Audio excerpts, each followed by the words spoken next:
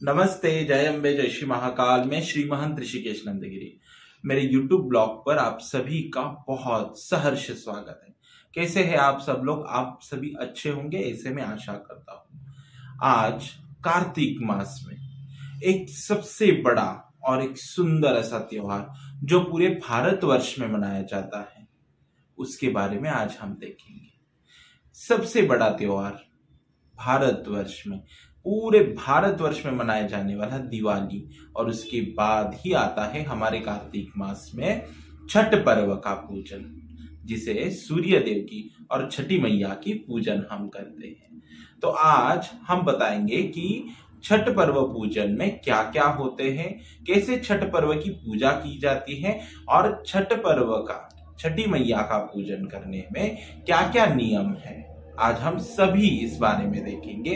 तो मेरी video last तक आप पूरी देखिए, जिससे मैं क्या बताना चाह रहा हूं वो आपको लास्ट तक अच्छे से समझ में आए। छठ पूजा पर्व नवंबर में आया है। सबसे पहले खरना होता है। नहाए खाए के बाद से व्रत करने वाले व्यक्ति को खरना की शाम भोजन करना होता है। इसके बाद करीब 36 घंटों का निर्जला व्रत शुरू हो जाता है। खरना के दिन छठ माता पूजन के लिए तैयारी की जाती है। इसी दिन ही छठ पूजा के लिए भोग बनाया जाता है। भोग बनाने के दौरान साफ सफाई का विशेष ध्यान रखा जाता है। इसके साथ ही कुछ नियम है जिनमें सावधानी बरतने की सलाह भी दी जाती है, हम वो भी देखने वाले हैं। आस्था और विश्वास के महापर्व छठ पूजा की शुरुआत 8 नवंबर से नहाए खाए के साथ हो गई।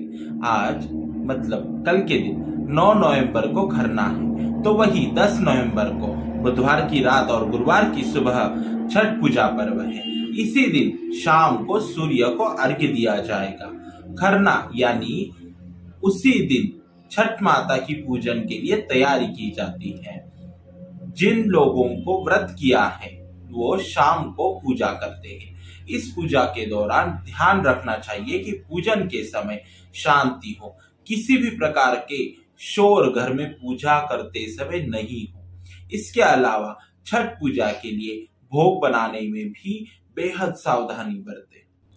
अभी मैं आपको पूजा के नियम और किस तरीके से व्रत तोड़ा जाता है वो भी बताने वाला हूँ। किस तरीके से तोड़ा जाता है व्रत? खरना आज के दिन प्रसाद का काफी महत्व है। जो व्रती रहते हैं वो शाम को गुड़ से बनी खीर खाकर व्रत तोड़ते हैं। इसे ही खरना का प्रसाद कहा जाता है। खरना प्रसाद के खाने के साथ ही 36 घंटे का निर्जला व्रत शुरू हो जाता है। खरना में कुछ लोग बिना शक्कर की दूध की खीर बनाते हैं, कुछ लोग गुड़ की खीर बनाते हैं और पूड़ी के साथ खीर का भोग लगाते हैं। कुछ लोग भोग में मीठे चावल भी चढ़ाते हैं। भोग केले के पत्ते के ऊपर रखकर चढ़ाया जाता है। कुछ क्षेत्र में तत्समाधि कुछ क्षेत्र में पूड़ी खीर के साथ पका हुआ केला भी अर्पित किया जाता है। अभी हम देखेंगे छठ पूजा के नियम क्या होते हैं। खरना यानी जिस दिन खरना होता है उसी दिन शाम व्रत करने वाले लोग भोजन ग्रहण करते हैं। इसके लिए क्षेत्र के हिसाब से समय तय किया जाता है। साथ ही ध्यान रखा जाता है कि पूजा के समय किसी भी प्रकार का शोर ना हो। भोजन के समय इस बात का भी ध्यान रखा जाता है कि कोई बच्चा रोए नहीं। ऐसा इसलिए किया जाता है क्योंकि भोजन के समय अगर कोई आवाज हो जाए तो व्रत करने वाले व्यक्ति वही रुक जाता है और उसके बाद भोजन नहीं करता है। इसके बाद जो खाना बच जाता है उसे परिवार के अन्य लोग प्रसाद के रूप में ग्रहण करते हैं। दूसरा नियम, खरना की शाम प्रसाद को ग्रहण करने से पहले छठी माई का आशीर्वाद लिया जाता है। प्रसाद लेकर निकलते समय व्रत करने वाले से उम्र में छोटे लोग उनके पैर छूते हैं। उनका छोड़ा भोजन प्रसाद के रूप में ग्रहण करते हैं। परिवार के लोग ये खाना जरूर खाते हैं। तीसरा नियम, भोजन के बाद थाली ऐसी जगह धोते हैं जहां पानी पर किसी का पैर ना लगे और इसका धोवन अन्य जूठन में न जाए। चौथा नियम, इसके अगले दिन यानी छठ पूजा पर्व पर डूबते सूर्य को अर्घ्य दिया जाता है और इसी दिन सुबह से ही नियमों में और ज्यादा ही सख्ती हो जाती है। शाम के समय शाम के समय जो अस्ताचलागमी होती है, यानी अस्त होने पर सूर्य को अर्घ्य दिया जाता है। पांचवा नियम, शाम के अर्घ्य के कारण इसे संझका अर्घ भी कहा जाता है। प्रसाद बनाने में इस्तेमाल होने वाली चीजें शुद्ध और सात्विक होनी चाहिए। प्रसाद बनाने में घर के जो लोग लगेंगे वह नहाए खाए के दिन ही नाखून भी काट लेते हैं। छठा नियम, पूजा घर के लिए अलग कपड़ा रखना होता है। प्रसाद बनाने वाले लोग कमरे से निकलने के बाद ही खाना खा सकते हैं। प्रसाद बनाने का सारा इंतजाम करने के बाद ही कमरे के अंदर प्रवेश किया जाता है। अगर कुछ सामान बाहर रह जाए तो बाहर का काम करने के लिए किसी तरह साफ सुथरा होकर किसी अन्य व्यक्ति को तैयार रहना पड़ता है। सातवां नियम, भोग बनाते समय कम से कम बात की जाती है। सभी शांत रहते हैं, बोले भी तो दूसरी तरफ घूमकर, ताकि प्रसाद में मुंह का गंदा ना गिरे। प्रसाद बनाने वाले लोग अंगूठी पहनकर नहीं जाते हैं, क्योंकि इसके अंदर भी प्रसाद का हिस्सा फंसकर बाहर घुटन तक न पहुंचे सकता है या नीचे गिर सकता है, ये ध्यान रखना चाहिए।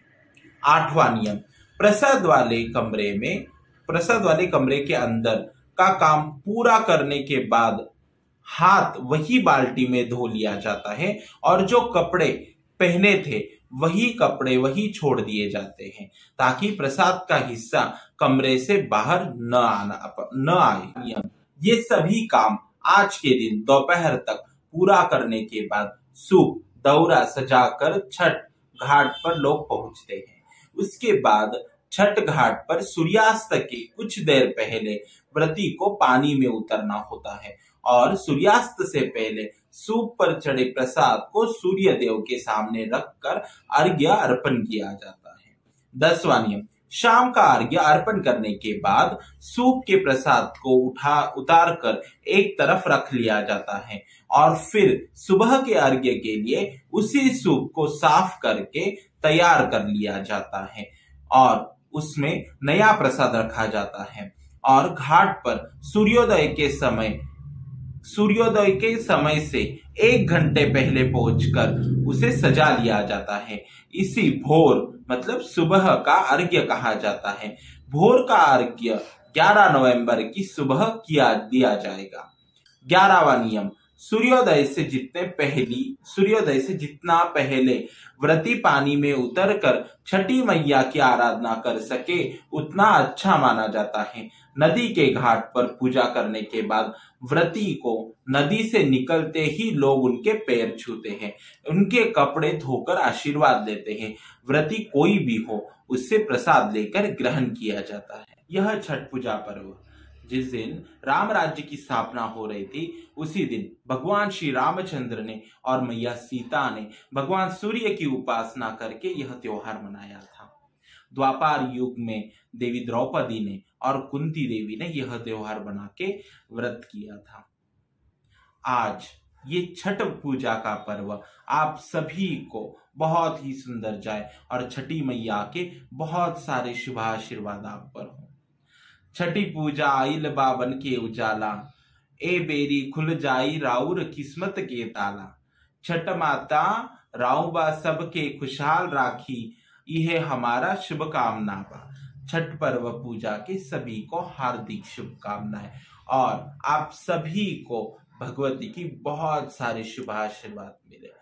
और हाँ, मेरी वीडियो कैसे लगी ये मुझे बताना मत भूलिए। मेरी वीडियो को लाइक, शेयर, कमेंट और सब्सक्राइब करना मत भूलिए, क्योंकि अगर आप सब्सक्राइब करेंगे तो मैं जब भी नई वीडियो डालूंगा तो वो नई वीडियो आपको सबसे पहले पहुंचेगी।